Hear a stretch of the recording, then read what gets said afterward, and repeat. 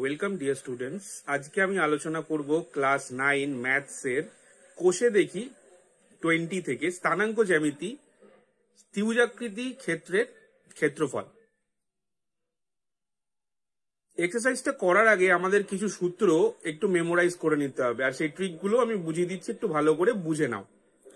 আশেপাশে একটু নয়েজ থাকতে পারে, নয়েজটাকে ইগনোর করো, তোমরা আমার কথাটা একটু ফোকাস করো। প্রথম যে সূত্রটা আছে ত্রিভুজাকার ক্ষেত্রের ক্ষেত্রফল। এই ত্রিভুজাকার ক্ষেত্রের ক্ষেত্রফল দুভাবে বার করা যায়। প্রথমে আমি এই ফর্মুলাটা দেখাই, তারপরে উপরের ফর্মুলাটা নিয়ে বলছি। এই ফর্মুলাটা কি বলছে দেখো, হাফ একটা দাড়ি মতো সাইন আছে দুদিকেই, লক্ষ্য করতে পারছো আশা করি। এটাকে বলা হয় মড সাইন। এই মড সাইনটা কেন, তার কারণ হচ্ছে কি, কোনো জিনিসের ক্ষেত্রফল বা কোনো জ্যামিতিক ক্ষেত্রের ক্ষেত্রফল কখনোই ঋণাত্মক হয় না। তাই সেই ঋণাত্মক যদিও হয়, সেটাকে মড দিয়ে সেটাকে পজিটিভ করে দেওয়া হয়। আমরা পরবর্তী অঙ্কগুলোতে দেখব। আচ্ছা, যাই হোক, তো এই ত্রিভুজাকৃতি ক্ষেত্রের ক্ষেত্রফলের ফর্মুলা কি আছে, হাফ মড, এখানে কিন্তু হাফের পরে ইন্টু আছে, তাহলে হাফ ইন্টু মড x1 ব্র্যাকেটে y2 minus y3 plus x2 y3 minus y1 plus x3 y1 minus y2। দেখো, এই সূত্রটা যদি মনে রাখতে পারো ভালো, তবে আমি বেস্ট অপশন যেটা দেবো, সেটা একটা সূত্র দিয়েই পরবর্তীগুলো করতে পারবে, মানে একটা সূত্র ফরম্যাটে পরবর্তীগুলো করতে পারবে। সেটা হচ্ছে এই উপরের সূত্রটা। দেখো, half mod x1 y2 plus x2 y3 plus x3 y1 bracket শেষ, আবার minus y1 x2 plus y2 x3 plus y3 x1 bracket শেষ, মড ক্লোজ করা হয়েছে।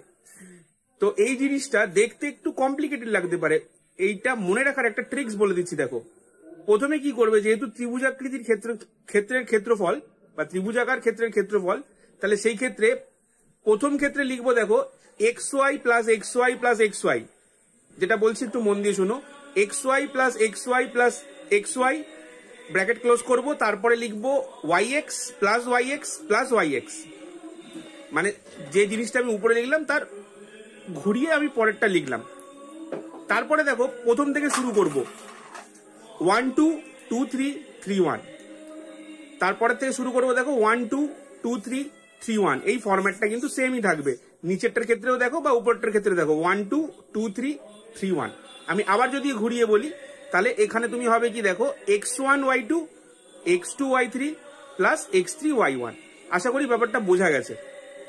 শুধু প্রথম ক্ষেত্রে মাথায় রাখবে, যেহেতু ত্রিভুজ আছে ওই জন্য তিনবার করে লিখবো xy xy xy, মাঝখানে প্লাস, আবার মাইনাস দিয়ে পরে ওটাকে ঘুরিয়ে লিখবো yx yx yx। তারপরে কি ফরম্যাট লিখবো, 1 2 2 3 3 1। নিচেও দেখো সেম ফরম্যাট, 1 2 2 3 3 1। আশা করি ব্যাপারটা বোঝা গেছে। এবার এটা যদি বুঝে থাকো, তাহলে এর পরে যে সূত্রটা রয়েছে সেটা হচ্ছে, দেখো চতুর্ভুজাকৃতি ক্ষেত্রের ক্ষেত্রফল। এখানে যেহেতু চতুর্ভুজ আছে, এখানে ওই জন্য 4 বার করে লিখতে হবে। দেখো, half mod xy xy xy xy, ওই প্লাস করে আগেরটার মতো, minus yx yx yx yx। এবার আগেরটার ক্ষেত্রে কি ছিল, 1 2 2 3 3 1, এই ক্ষেত্রে হবে দেখো 1 2 2 3 3 4 4 1, এবং সেম নাম্বারিংটা নিচেও ক্ষেত্রে হবে, দেখো 1 2 2 3 3 4 4 1। আমি এই জন্যই বললাম এই ফর্মুলাটা মনে রাখতে, কেন এটা দিলে ত্রিভুজাকৃতির ক্ষেত্রের ক্ষেত্রফলও মনে থাকবে এবং চতুর্ভুজাকৃতি ক্ষেত্রের ক্ষেত্রফলও কিন্তু একই সাথে মেমোরাইজ হয়ে যাবে। এবার আসি তার পরের যেটা আছে, 3 নম্বর সূত্র যেটা রয়েছে, সেটা হচ্ছে কি, ত্রিভুজের ভরকেন্দ্রের স্থানাঙ্ক। আমরা জানি কি, ত্রিভুজের ভরকেন্দ্র ত্রিভুজের মধ্যমাকে 2:1 রেশিওতে বিভক্ত করে। যাই হোক, পরে আমরা অঙ্ক করার সময় আরো বিস্তারিত আলোচনা করব। আপাতত মাথায় রাখো, ত্রিভুজের ভরকেন্দ্রের যে স্থানাঙ্কটা হবে x1 plus x2 plus x3 by 3, y1 plus y2 plus y3 by 3। এবার আমরা কিছু অঙ্কের মাধ্যমে ব্যাপারটা একটু ভালো করে বুঝে নেব। দেখো, 1 নম্বর দাগের 1 নম্বর অঙ্কটা কি বলেছে, এখানে 3টে বিন্দু দিয়েছে এবং তার ক্ষেত্রফল বার করতে বলেছে, যেটাকে আমি আন্ডারলাইন করে রেখেছি। তাহলে এখানে লিখতে হবে কি, যে মনে করি এ, প্রথম বিন্দুটাকে আমি এ ধরবো, দ্বিতীয়টাকে বি ধরবো এবং তৃতীয়টাকে সি ধরবো, এবং এইটি তিনটি কি, একটি ত্রিভুজের শীর্ষবিন্দু। তারপরে লিখবো এবিসি ত্রিভুজের ক্ষেত্রফল বলে যে ফর্মুলাটা আমি বোঝালাম, x1 y2 plus x2 y3 plus x3 y1 minus y1 x2 plus y2 x3 plus y3 x1। তার আগে কি আছে, হাফ আর মডিউলাস। এই ফর্মুলাটাকে লিখে নেবে তোমরা, তাহলে কি বলতো পরীক্ষার সময় অনেকটাই সুবিধা হবে, নালে কিন্তু গুলিয়ে যাবে। এইবার আরো সহজের জন্য কি করবে দেখো, কোনটা x1 কোনটা x2 এবং কোনটা x3 আর কোনটা y1 কোনটা y2 এবং কোনটা y3 সেটা কিন্তু একটু ডিফাইন করে নেবে। প্রথমের যে বিন্দুটা ধরা হবে তার ক্ষেত্রে যে স্থানাঙ্কটা হবে সেটা হবে x1 y1, দ্বিতীয় যে বিন্দুটা ধরা হবে তার ক্ষেত্রে হবে x2 y2 এবং তৃতীয় যে বিন্দুটা ধরা হবে সেটা হবে x3 y3। দেখো আমি এখানে পুরো ক্ল্যারিফাই করে দিয়েছি যে কোন বিন্দুটাকে কি ধরা হয়েছে এবং x1 x2 x3 এবং y1 y2 y3 কি ধরা হয়েছে। এবার জাস্ট ফর্মুলাটা যদি লেখা থাকে এই ভ্যালুটা পুট করলেই কিন্তু আমি আনসারটা পেয়ে যাব। একটু ভালো করে দেখে নাও, এই ভ্যালুটা পুট করলেই কিন্তু আমি আনসারটা পেয়ে যাব। এবং এই ক্ষেত্রে একটা জিনিস বলে রাখি, এখানে যে মাইনাস সাইনগুলোর জন্য কিন্তু তোমাদের ক্যালকুলেশনটা কিন্তু গোলাতে পারে, সেই জন্য এই সাইনগুলো একটু আগে থেকে ভালো করে ব্র্যাকেট দিয়ে লিখবে, লিখে ঠিকঠাক ক্যালকুলেশন করার চেষ্টা করবে। দেখো এই ক্ষেত্রে কি এসছে হাফ ইন্টু মড 22, তারপর কেটে কুটে এসছে 11 বর্গ একক।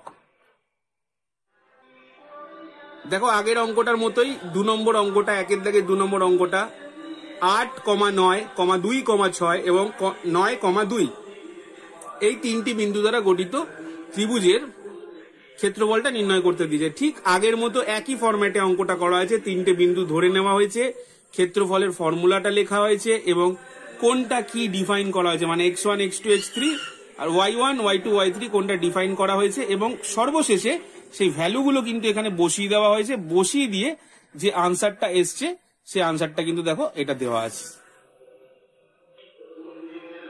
এবার দেখবো 3 নম্বর দাগের অঙ্কটা কি বলেছে। 3 নম্বর দাগের অঙ্কটাই কিন্তু বলেছে 1,2, 3,0 এবং মূল বিন্দু।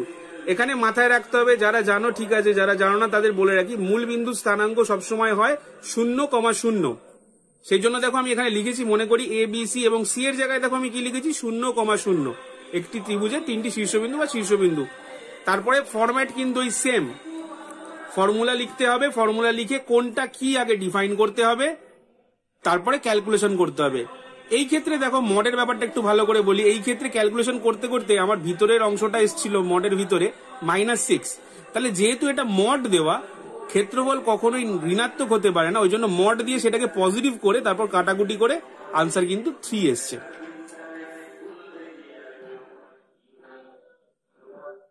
দুই নম্বর দাগের অঙ্কটা কি বলেছে দেখো, প্রমাণ করি যে 3, -2, -5,4 এবং -1,1 বিন্দু 3টি সমরেখ। এখানে প্রথমেই বলে রাখি, এই বিন্দু 3টি সমরেখ তখনই হবে যদি এই 3টে বিন্দু দিয়ে গঠিত ত্রিভুজের ক্ষেত্রফল 0 হয়। ওই জন্য আমায় কি করতে হবে, প্রথমে ত্রিভুজের বিন্দু 3টি হিসাবে একে ধরে নিতে হবে। যেমন এখানে দেখো আমি ধরেছি এ বি এবং সি বিন্দু 3টি একটি ত্রিভুজের শীর্ষবিন্দু। তাহলে এইখানে আবার ওই এবিসি ত্রিভুজের ক্ষেত্রফল যে ফর্মুলা দিয়ে এতক্ষণ করে আসা হচ্ছিল সেটা করা হয়েছে এবং আলটিমেটলি দেখা গেছে কি এর আনসারটা কিন্তু এসছে 0। তাহলে যেহেতু এবিসি ত্রিভুজের ক্ষেত্রফল এখানে 0, তাই বলা যেতে পারে এ, বি ও সি বিন্দু 3টি অবশ্যই সমরেখ হবে। আশা করি ভিডিওটা বোঝা গেছে। না বোঝা গেলে আবার প্রথম থেকে একটু ভালো করে দেখো, স্লো মোশনে বুঝতে পারবে আশা করি।